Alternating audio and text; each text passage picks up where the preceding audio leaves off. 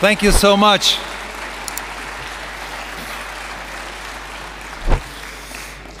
So, hello Hungary, how are you today?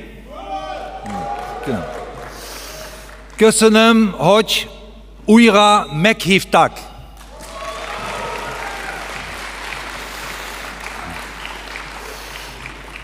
Kiváltság, hogy felszólhatok, és mindig nagy öröm számomra, ha itt lehetek Magyarországon.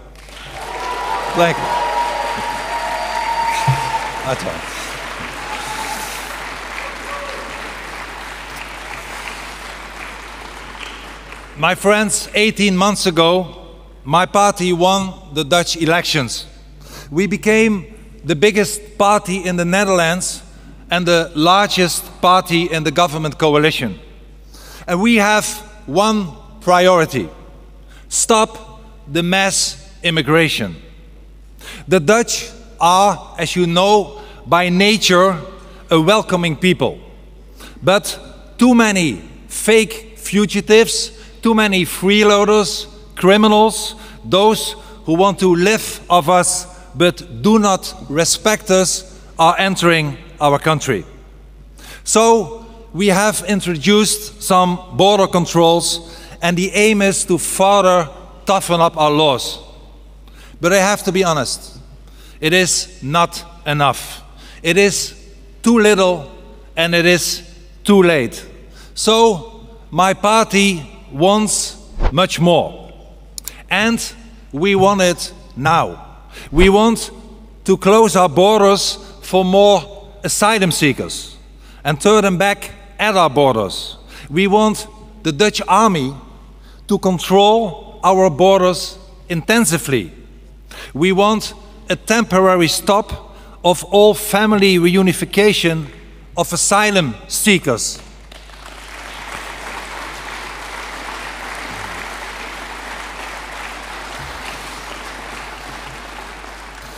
We want 60,000 Syrian refugees in the Netherlands to return to Syria immediately. And we want, maybe one of the most important things, we want all criminal foreigners to be deported from the Netherlands.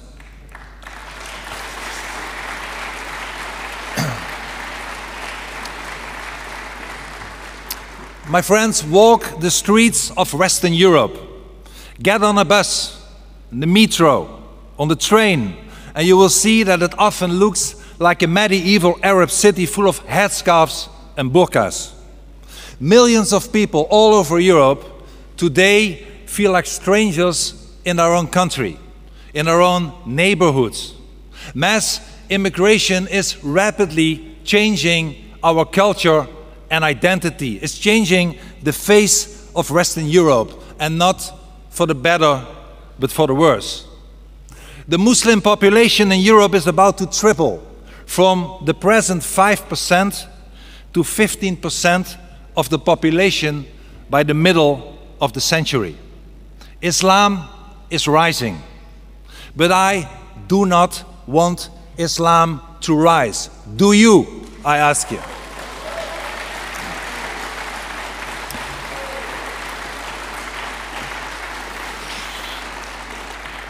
And I don't want Islam to rise in our societies, for Islam and freedom are incompatible.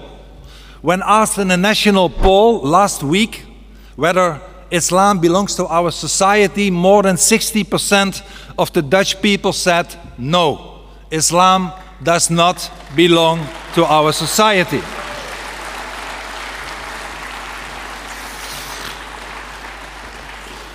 Of course, not every Muslim is an extremist. In fact, most are not.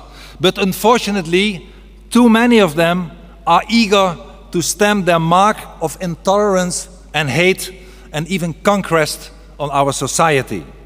Like last Easter Sunday, when the center of Rotterdam, the second biggest city in my country, was taken over by screaming Arab-speaking imams who were supported in our city, Rotterdam, by thousands of their followers who were waving with Al-Qaeda and Taliban flags while shouting Allahu Akbar and demanding the extermination of Israel. Or on May 5th, one of our national holidays, when we recommend and commemorate the 80th anniversary of the liberation of Holland from the Nazi tyranny. Dutch flags were absent and Palestinian flags omnipresent in almost all our neighborhoods full of immigrants.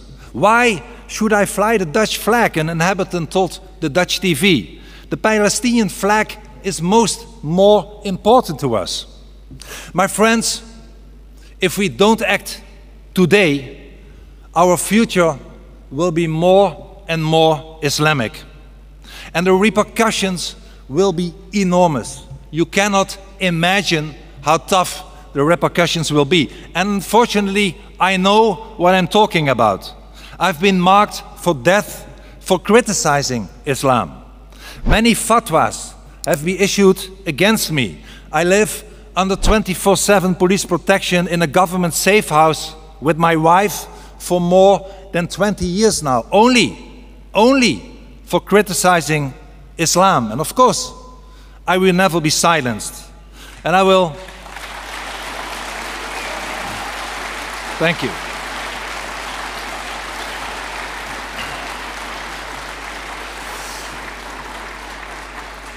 Of course, I will never be silenced, and I will never follow in the footsteps of those weak politicians who have opened Europe's borders, who impoverishing and endangering our people, selling out our Judeo-Christian civilization to those who shout the anti-Semitic choruses in our streets today. And I do not fear for myself. I fear that 20 years from today, my fate will be your fate and the fate of your children. And this is bound to happen if we do not stop the three propellers of Islamization. First, mass immigration. Second, woke multiculturalism. And third, maybe the worst, political cowardice. However, there is also good news. And the good news is here, right in front of me. And the good news has a face. You, my friends, are the good news.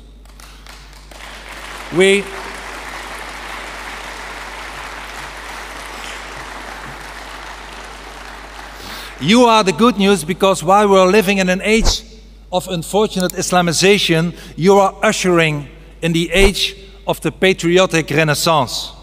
And we patriots, we own the future because we are rooted in our past. Patriotism binds us to the generations before us and the generations after us.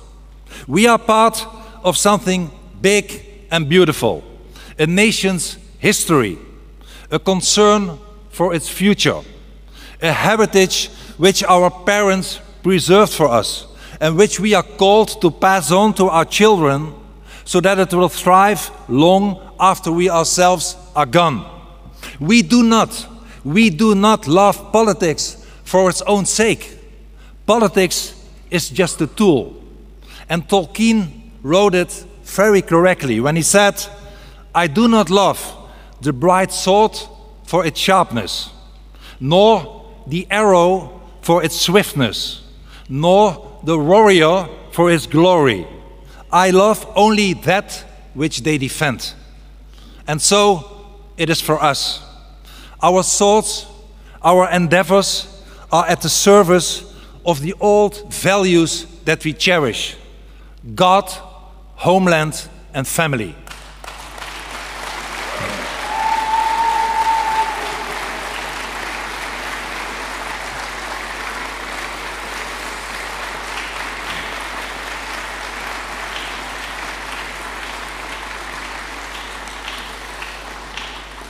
God, homeland, and family are the three things we defend. Because we know that without our Judeo-Christian civilization, there would be no separation of church and state. There would be no democracy. There would be no freedom of speech. There would be no conscience. There would be no equality for the law. There just would be hell and tyranny. Sharia law is hell and tyranny.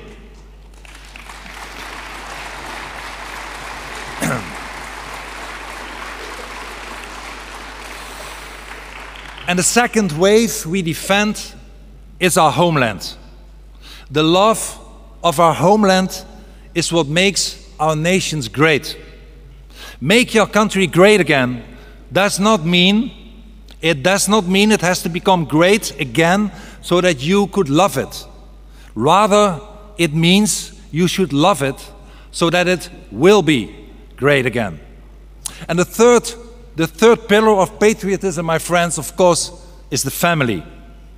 Churchill already said that it's around the family and the home that the most dominating virtues of human society are created, strengthened, and maintained. And patriotic policies are the only correct answer to our present problems. So please show your patriotism through all your deeds and work as you are doing today. Make actions, be an example, win it over others, and claim your victory. Build a home, be proud of your nation, build a family, love your nation. And in doing so, my friends, you defend your identity. And if you defend your identity, you defend your liberty. And by defending our liberty, we defend our survival. And by defending our survival, we will win. Together, we will win the future, and we will.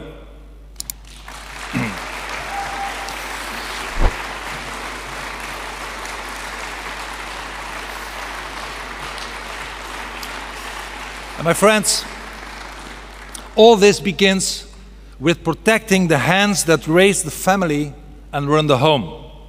The hands of the ordinary men and women whom we, patriots, have the duty to defend. And I ask you to do it loudly. To do it so loudly that we let the Islam appease us here, and we let the cultural relatives bark, but they hear us say that we fight for faith, family, and freedom. Please, patriots, claim the future. The future is yours. The future is ours. God, at the end of the day, will make sure that your beautiful country, Hungary, and my country, the Netherlands, and all those countries will be in safe hands. Thank you so much today. Köszönöm szépen. Thank you.